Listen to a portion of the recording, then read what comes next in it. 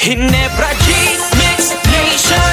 Mixing is so easy, anyone can do it. Welcome to the G-Mix Nation. And here is your G-Mix master, Luis Manzano! Yes! Welcome to G-Mix Nation where mixing is so easy at sisiguraduhin ko sa inyong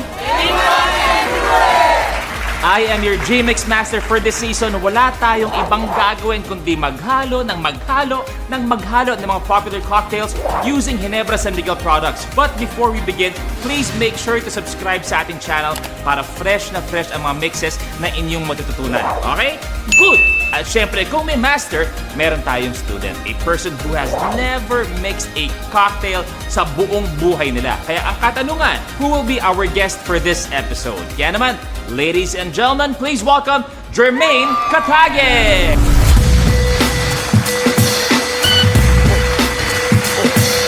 Favorite song ko to ha. Hi Jermaine! Hi kay Luis. Eto si Hi, everyone. Jermaine, syempre ay isang yoga and surf instructor, correct?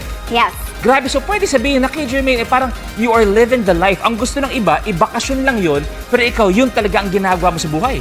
Tell you frankly kay Luis, I love my job. Kasi aside from paddle and riding the waves, I'm Okay. staying healthy. Alam mo na, even sa panahon ng pandemic. Tsaka gusto ko pakinggan yung mga paddle, ride the waves, diba? Pero today, walang waves na kailangan sabayan, hindi mapapagod dahil ang kailangan gawin ay Gin Martini with GSM Blue Light Gin. So kaya matutunan ko ya Luis, excited na ako. Pero at least no, kahit nasa bahay lang ako, I know how to make my own martini. While staying at home and healthy, di ba? And may naisip ko ako, Ano naman yung naisip mo? can we call that drink quarantini?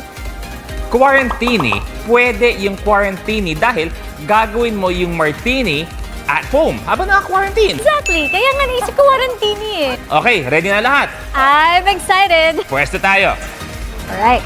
Quarantini, eksakto nga pwede niyong gawin dahil isipin natin na sa regular martini na pwede niyong gawin sa inyong mga bahay-bahay. Okay? But right now, I can't wait and I can't believe that I'm actually doing this with you. Thank you my very much. idol. Thank you. Kasi, talagang hindi ako marunong mag-mix ng drink. Pero trivia, kilala mo ba? Si James Bond. Si James Bond, ganyan kami. Ganyan kami. Matanda ka na rin. Hindi, bata pa si James Bond.